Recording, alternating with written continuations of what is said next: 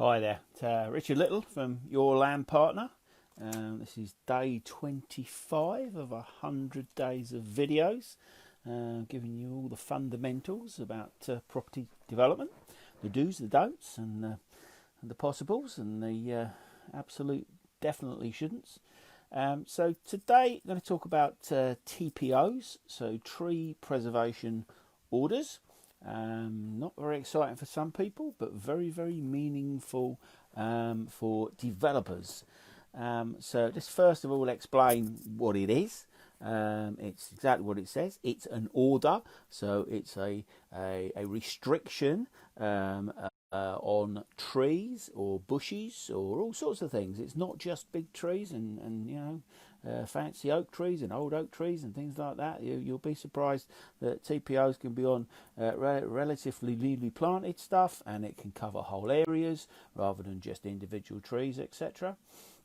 And the lists are kept by the local authorities, so generally the local planning authorities. The information on tree preservation orders, TPOs, that's where you get it from, and it's done in a variety of ways. Some are sort of super slick and it's all online, and you just look it up and there's an interactive map and it will say there's a tree here or a tree there or a group of trees, and it will show it quite explicitly. There's still some local planning authorities, believe it or not, where you have to ring them up or write to them and pay a fee to find out if there is a TPO on a given piece of land. Now, when we're looking at a site, we're obviously looking for any TPOs, potential TPOs on the site that we're looking at. We're also looking for any on bounding sites, any site that effectively is coming close to anything that we're looking at. One quite useful tip for people is, even if there aren't any trees, you still should look to see if there are any TPOs. And obviously if there are trees you will, but what you occasionally will find is that somebody has cut them down, removed them, got whatever they've done to them. And actually, so you go on a site, you look at a site, or somebody looks at it for you, there's no trees, no hedges, no nothing, no TPOs. And it's not out of the question to actually discover that there was one or two or three or loads and they've been cut down. So we've got quite a few stories about those, and they're quite exciting and interesting and all that sort of thing, but it generally means that it's cost them a few quid, because effectively you take over a site and you take it over with no trees on it, and it's found then in perhaps a planning process that there are some TPOs. You've then really got to prove that you haven't taken them down. Now, you might not think that's that hard, but you'll be surprised what hoops you will have to jump through. So another thing about TPOs is, can they be removed, is often a question, and the answer is yes, they can. Do they often get removed?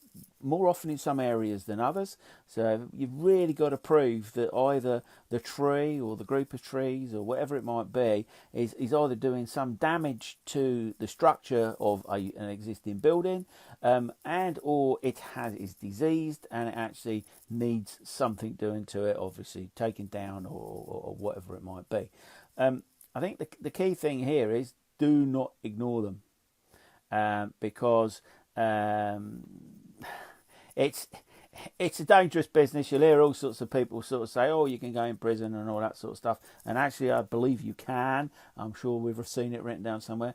Don't know anybody that's actually been to prison, not for actually taking one down. There's been a few newspaper reports, but I don't know anybody personally that's actually been to prison. There's some hefty fines, and so what probably historically, traditionally, a lot of developers have done, they're looking at a site, once they've got some sort of rights over that site, some acquisition rights, or maybe with agreement with the owner, they take down any trees that they feel there is no TPO on at the moment, but during the process they could actually get a TPO put on them. So this can happen. So if a few people get aggrieved, they started a process of a planning and looking at something, designing it, and actually by the time they put the planning in, or even in the planning, all of a sudden there's a TPO there, and that obviously can massively change the scheme design and obviously the value and everything else. So there has been quite a common practice to everything is strip everything down, cut it down, down if you're not sure. Now, that's obviously gives some developers a bad name because they're getting rid of trees, and I don't necessarily disagree with that. That said, if there's something that's, maybe you're not sure about, and it perhaps is a lovely tree, and it is going to be bang in the middle of a building, and you've got to take then the decision: do we get rid of it before it gets potentially a TPO on it, or do we work around the tree? And ultimately, the commercial decision generally will be you've got to get rid of the tree. Now, we know people do it in the darkness of night. People do it early in the morning. They do all sorts of things. Have we done it? Yes, we absolutely have. Would we do it again? Yes, we would. Probably not very popular amongst the green people, if you like, but we would only do it if it really, really is in the way. And yeah, that's subjective, I guess. But we will we like trees, and if they are nice trees, we can design around them. Why would we get rid of them, really?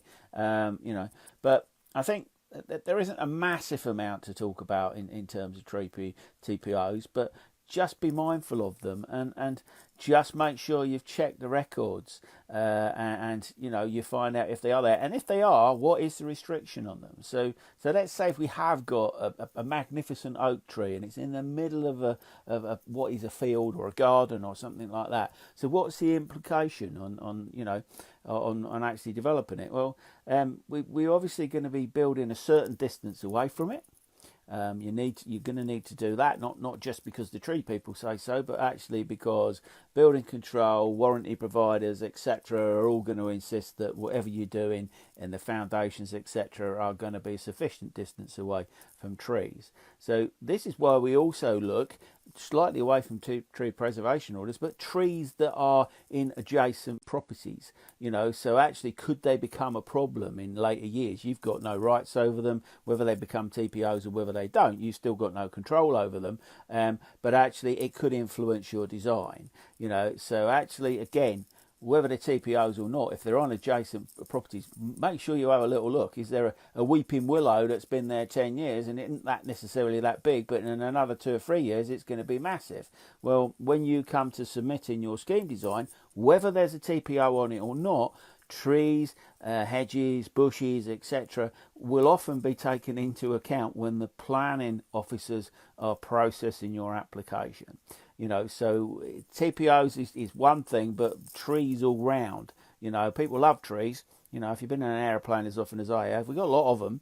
And I'm not against trees, but we probably don't need quite as many in the middle of housing estates, although they break down the masonry, etc., and the starkness. We're not very good on planting either, so I'm slightly off topic, but taking it to the other end is when you're planting trees, even in your own garden, be careful what you're planting and how close you're planting to the building. If you're developing, selling and moving on, you don't really want to give somebody a problem in 10, 20, 30 years. We've got a property at the moment where there's a beech tree at the back and it's difficult to get to, etc., etc. So the cost of it's got a TPO on it, it's got a bit of disease in it, and effectively the local tree preservation order lady came out, or the tree lady came out and said, well, actually, yeah, we appreciate the problem, so you could get rid of it, and as long as you plant another tree or 2 trees somewhere else, that's okay. So some of the officers are quite reasonable, and as with any local authority, some of them are far less than reasonable. So don't ignore tree preservation orders and the wider thing of trees. So there's not much else you can say about tree preservation orders. Just be mindful of them and check if there are any, even if there are no trees. So this has been Richard Little from your land partner talking about tree preservation orders. Good night.